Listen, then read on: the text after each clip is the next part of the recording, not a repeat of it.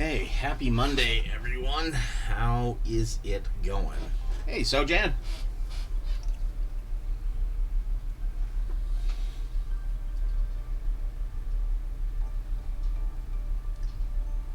All right, so I'm going to keep working on the Daragon.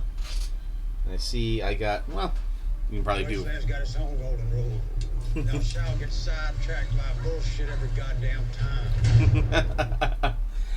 And that is true in my current playthrough of Fallout 4. Or at least Delayed Capture says so. I'm just clearing areas as we go. And then after I clear it, I have to go back to Diamond City to sell stuff, and then, then I can go back to that area and keep going, and, it's all circular.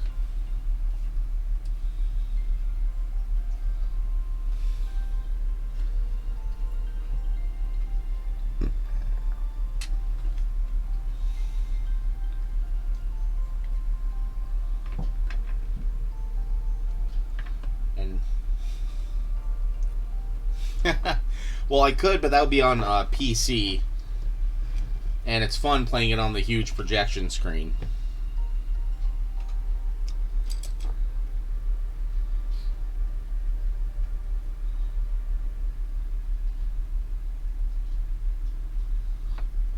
Oh, through trade and everything, or actually just like trying to build them out wide enough that they're all one mega gargant settlement.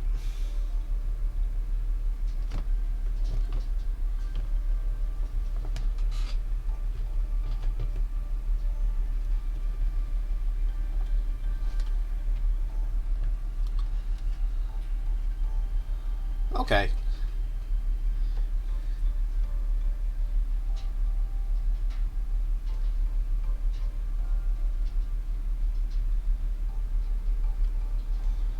Yeah, and I'm thinking through this playthrough. I mean, I didn't really finish it the last time because I got to the point where it was like, oh, we'll choose the Brotherhood of Steel or the Institute, and I just kind of noped out of there and just proceeded to jackass around.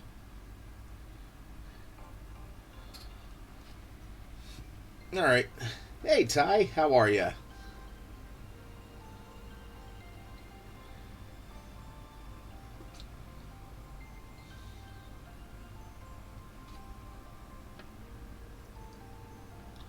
Yeah, talking about Fallout. Specifically, Fallout 4. Actually, this time I am gonna go. I'm gonna max out Piper, and then I'm gonna go with Curie for a companion because I've heard her entire quest line is actually quite satisfying. But I know that means I'll have to go with the Institute, so that way Curie can get a body.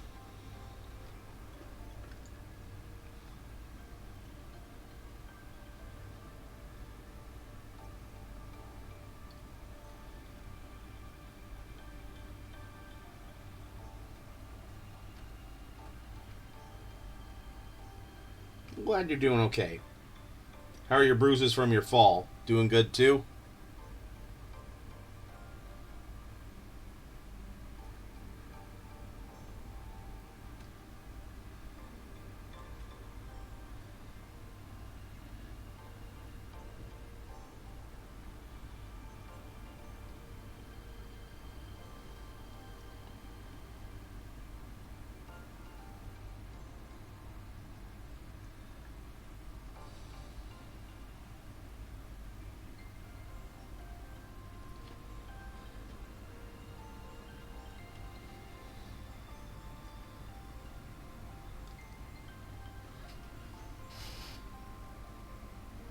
Okay.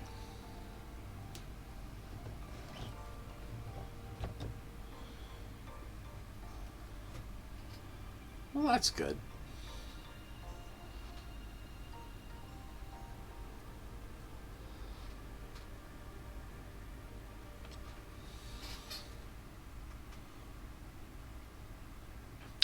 Now, should I make the talons and like the stuff on the wings and talons and all that? Should I keep those as the No, I think he is out of town right now. I think he's at some sort of family function right now. So, nope, just flying solo for right now. But do you think I should have the claws, like the here, let me show you. Let me show you something.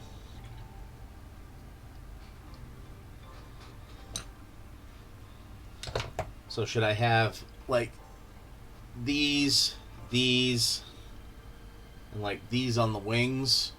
Should I keep them the ooh, a watch streak? Should I make them all bone color or should I go with something else?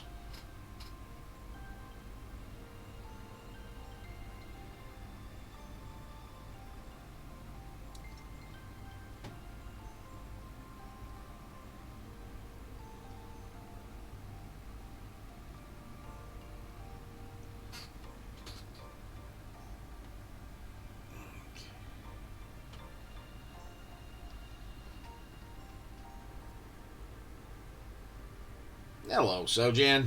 Alright, yeah, we'll go with the same color then.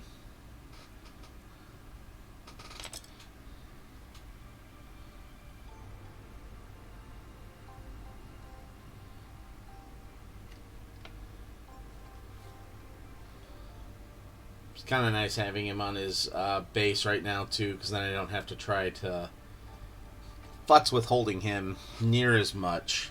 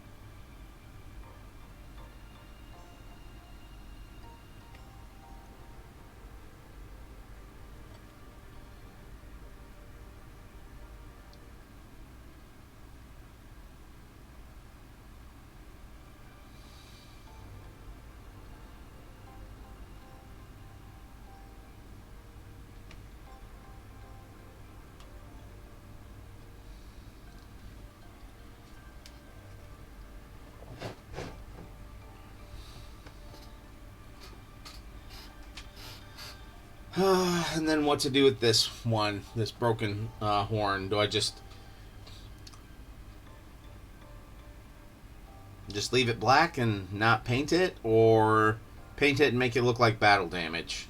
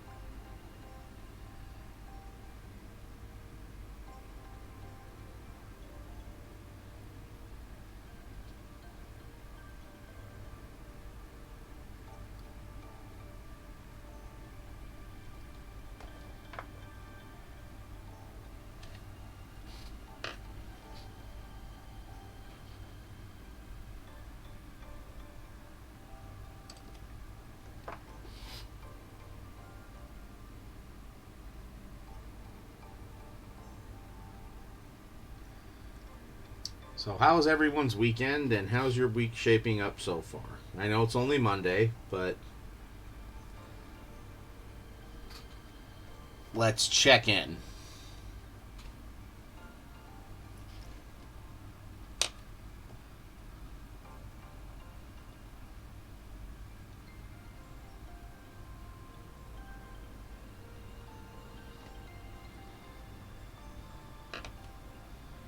My Monday went surprisingly quick at work.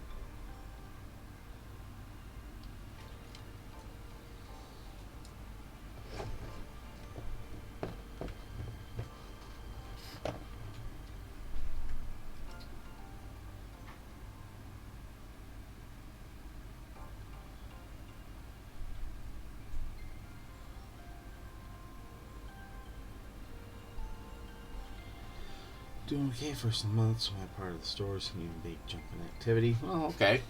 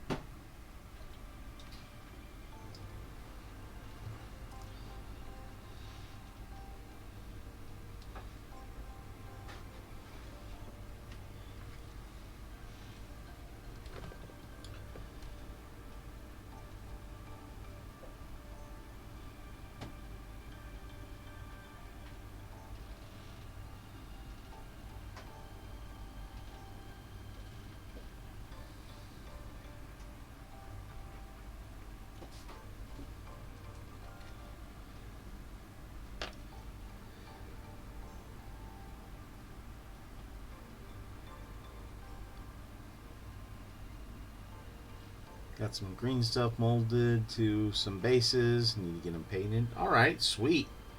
Post any work in progress pics?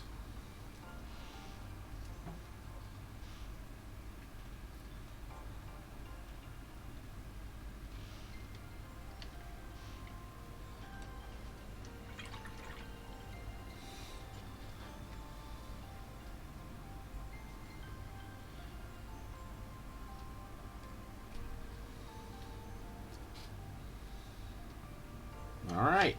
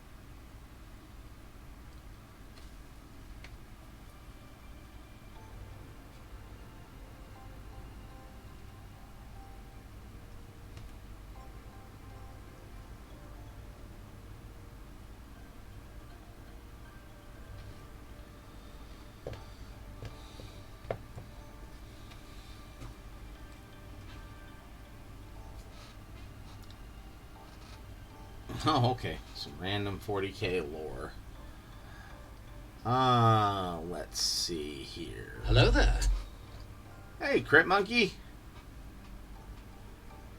How are you doing tonight?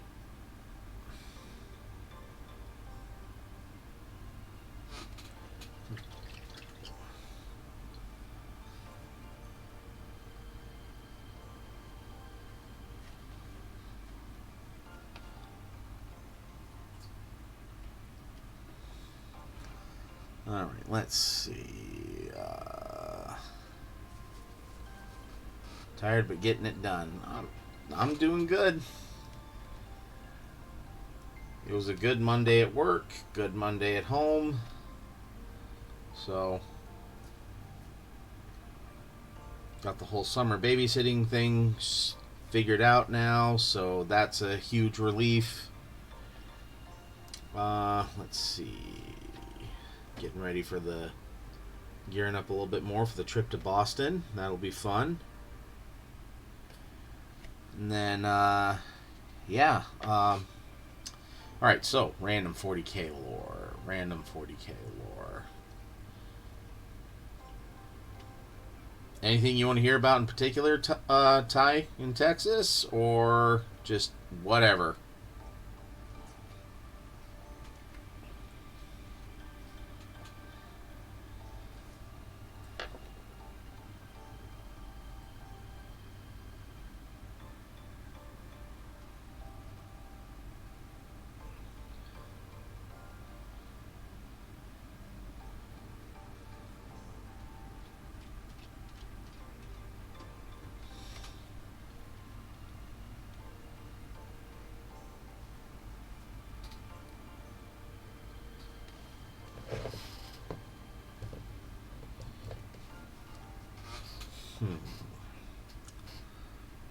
Let's see here.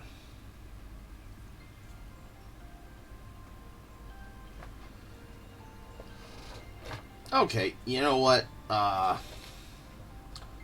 We'll talk a little bit about the hero of the Imperium, Caiaphas Cain. One of the greatest, if not humble, commissars in the Imperium. And not because he was trying to humble brag, the guy had imposter syndrome like crazy. Like, he thought he wasn't that great, when it turns out he actually had some pretty solid tactics in some regards. Yes, he even admitted that he was blatantly trying to run away from certain things, but then, like, stumbled onto something else and actually ended up saving the day because of it.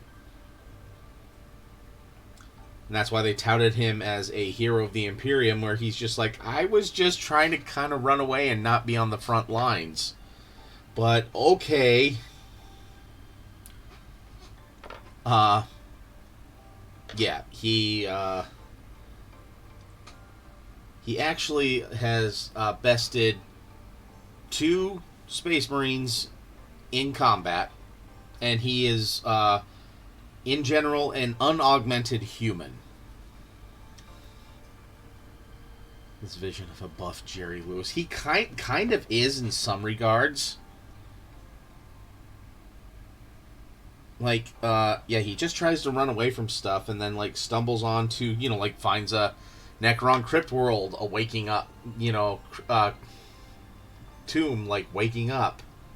And so they're able to kind of hold them at bay while innocents get a chance to escape, rather than just, like, in some cases with that, it's just, oh, suddenly Necrons. Which happens quite a bit. Yeah, in one case where he bested a Space Marine in combat, it was just a duel when he was actually attached as a liaison to a Space Marine chapter, and he would train quite a bit. He was actually quite accomplished with the chainsword. Yeah, always running away from orcs and into Nids, or running away from Nids into Necrons, or something like that. Yeah, he actually trained quite a bit with a chainsword. It was actually quite the accomplished duelist, actually, as per the Inquisitor who was in charge of compiling his memoirs, Amberly Vale. Like, she actually said he was actually quite the accomplished swordsman and probably one of the best in the subsector, that wasn't an augmented human. And so in one, it was just a friendly duel, and they figured, okay, we'll just go to first blood. And, and not serious amounts of blood, but in the duel, actually, Caiaphas Cain actually managed to cut a deep rent across the Space Marine captain's armor with his chainsword in the middle of the duel first. And it was partially because the Space Marine captain was so arrogant, because she's like, oh, this is just a human. I can just mess with him. No big deal. Well, he struck a blow and actually won the duel. And actually, because of that, that Space Marine captain was just like, I am not repairing this to remind me of my own hubris. To take every combat seriously. And not to underestimate normal humans. And then the second time he bested a Space Marine in combat, it was actually a Khorne Berserker. And, I forget, so, Jan, you have to help me here. Were they, was it also just like a chaos cult that they were investigating? And suddenly a World Eater's Berserker just comes after him?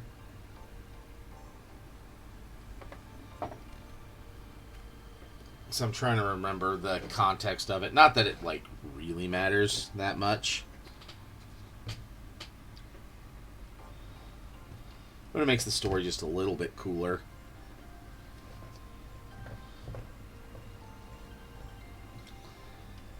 But regardless, this Berserker shows up, and it's him and his aide, Jurgen, who, Jurgen is a blank. Yeah. I don't know, so some wacky hijinks ensue, chaos, Khorne Berserker shows up, and because of his training and his reaction time, he actually was able to parry a few blows, and then he started taunting the Berserker, and the Berserker made a few, of course, took the bait, because it's a Berserker, and tried to come at him, and that's when Cain dodged out of the way, and Jurgen framed him in the chest with his melt-a-gun that he always had with him. And yes, Jurgen is a blank, which, for those of you who don't know, blanks are a void in the warp. Psychers stop working in that area. Demons become vulnerable to things on the mortal realm because their contact to the warp is cut off. Well, and one of the side effects of being a blank usually is, you are unnerving to just even normal people. And, Jurgen had, severe psoriasis, had bad body odor, had just a horrible personality. And, but in his first adventures with Jurgen, he actually found out that he was a blank. And Amberly Vale's just like, he's useful. You keep him near. And so Cain is just like, who am I to question an Inquisitor when she tells me to do something? And then as a side note, especially one as hot as her. So, kept Jurgen close. And actually that helped him get out of quite a few other sticky situations when, a demon of Slaanesh tried to seduce him. Well, Jurgen came to try to save his fellow commissar, and then all of a sudden, void bubble. And then he was able to defeat the, a lesser demon of Slaanesh. So that's where some of his imposter syndrome comes in. He's just like, well, I didn't do it alone. I did it with Jurgen's help. And he acknowledges it in his memoirs. But also, there's side notes from Amberly Vale where she's just like, yes, well, Jurgen helped, though it was still quite a bit of his skill that accomplished this.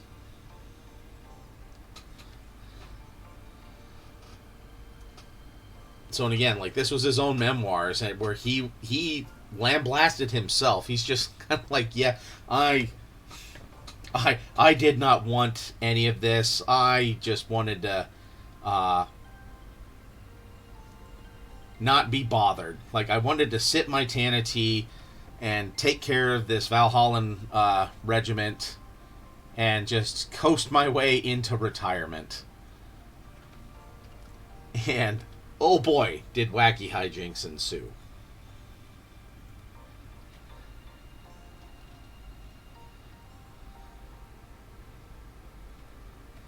Yeah, and he actually did not like carrying out many corporal punishments, but he used his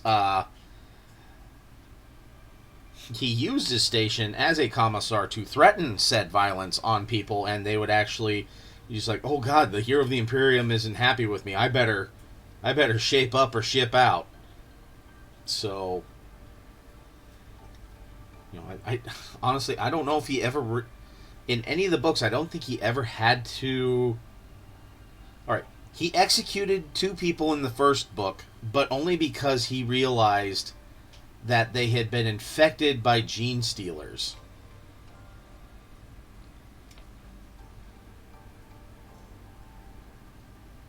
And that he knew that they couldn't be allowed to live.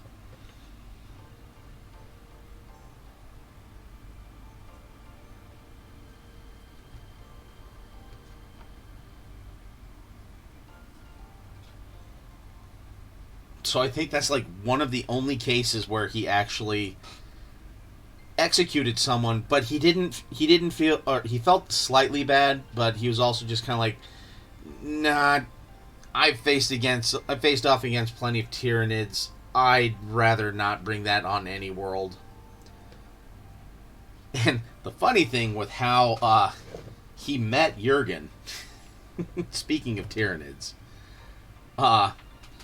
was there was a Tyranid invasion, and he's stationed with some guys, and they get overwhelmed. Well, a Carnifex,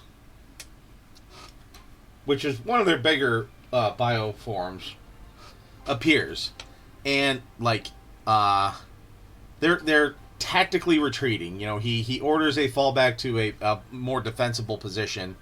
Well, Jurgen falls, and Kane is thinking to himself, just like, haha, you can get eaten by the Carnifex. So long, coffin stuffer. And as he's running, then a bigger one appears in front of him. It's like or no, like warriors were chasing him, and then a Carnifex appears. The Carnifex is bigger, and he promptly does a 180, goes back, and Jurgen's like, sir, I thought you left me. And he just goes, I'd never leave a man behind. Get up, soldier.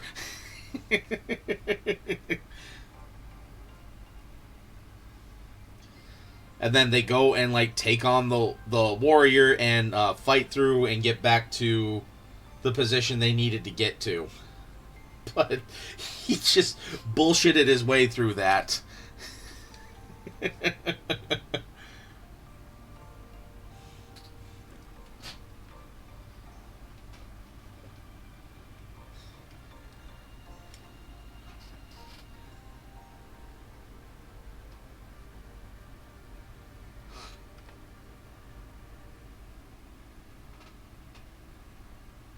Now, see, I think that happened in that book, and it also happened in the Gaunt's Ghosts book,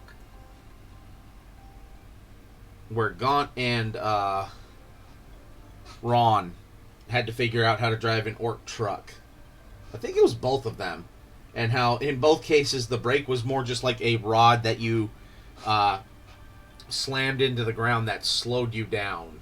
Like, it wasn't like legitimate brakes.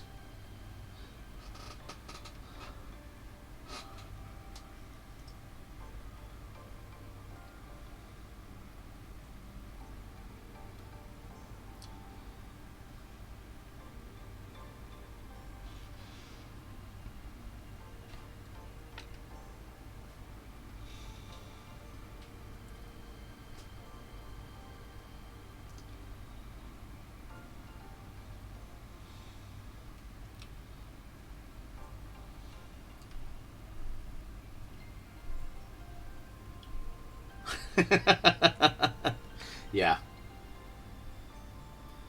Just a picture that says vroom vroom and go faster.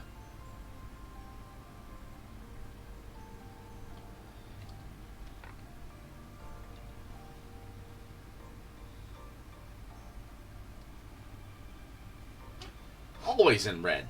Forever in red.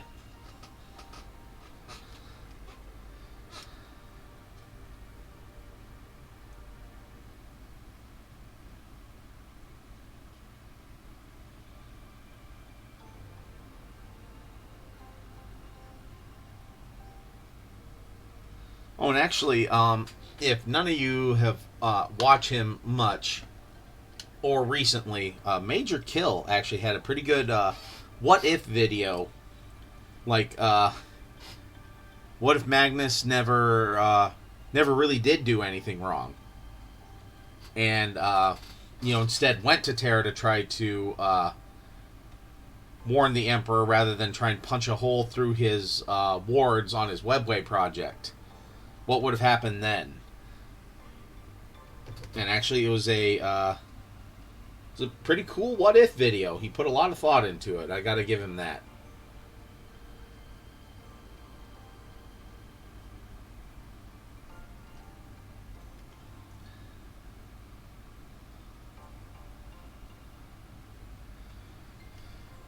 That was a little more than 5 minutes of lore, but I think you got your money's worth, Ty. Don't you think?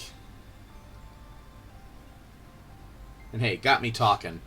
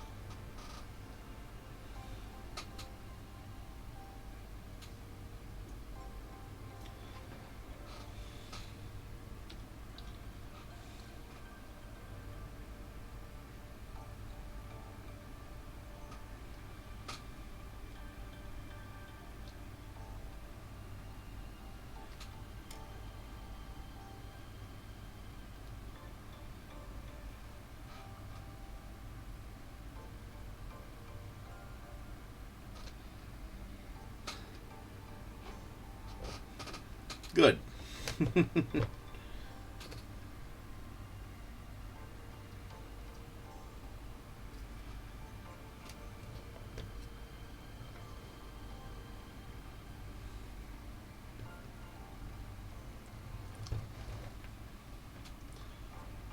And Secret Monkey, I'm going to make that one horn that was a misprint just into authentic battle damage. And the world moves forward.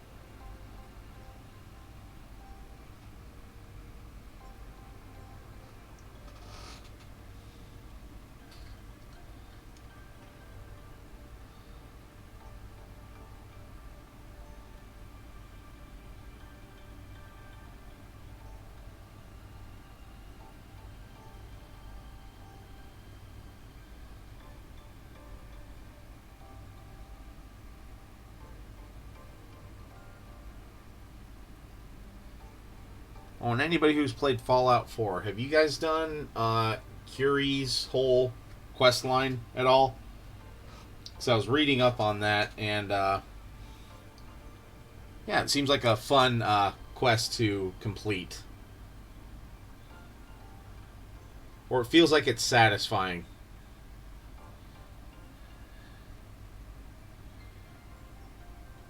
So probably get Piper up because then I can get her bonuses for discovering places. Then I'll probably sit down and just level up quite a bit with Idiot Savant and making boards. And then just crank up my intelligence. And, yeah.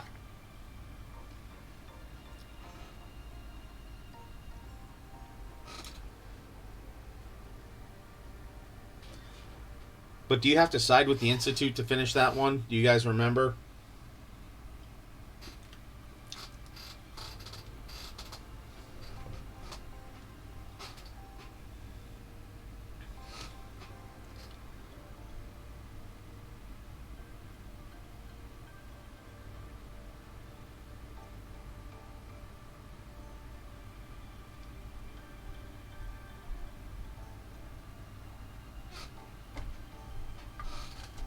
Okay, I was just curious.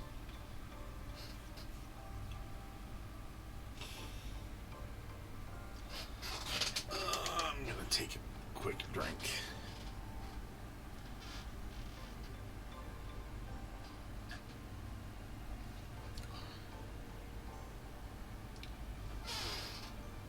Okay.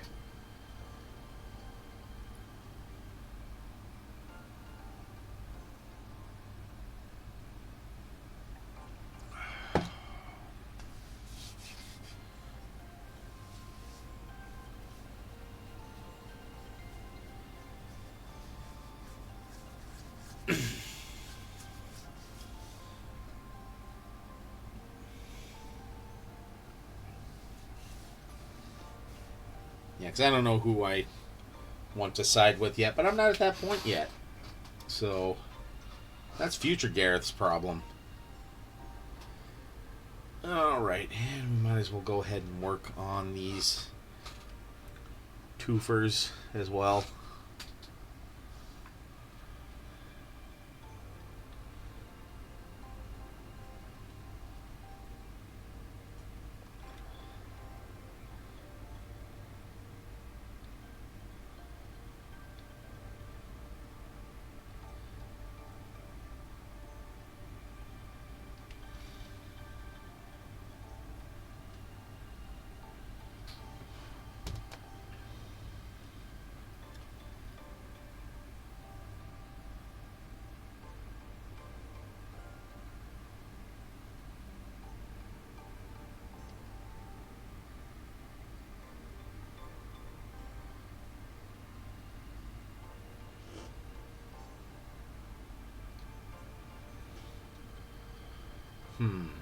Actually, I'll probably do his tongue first.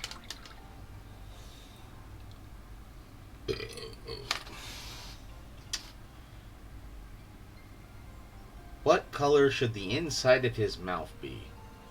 Should it be like purple with like some bile? Alright. Alright, Crit Monkey. Like, because they spit acid. So...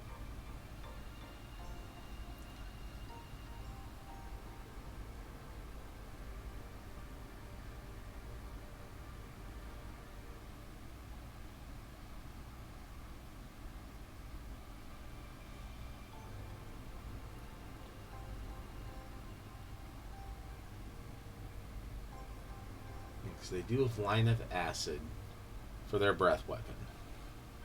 What do you think, Sojan? Or anybody. Anybody, feel free to chime in.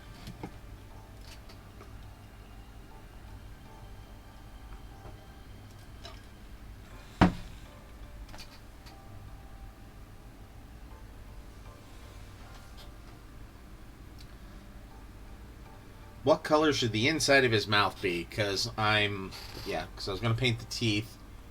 And see the mouth.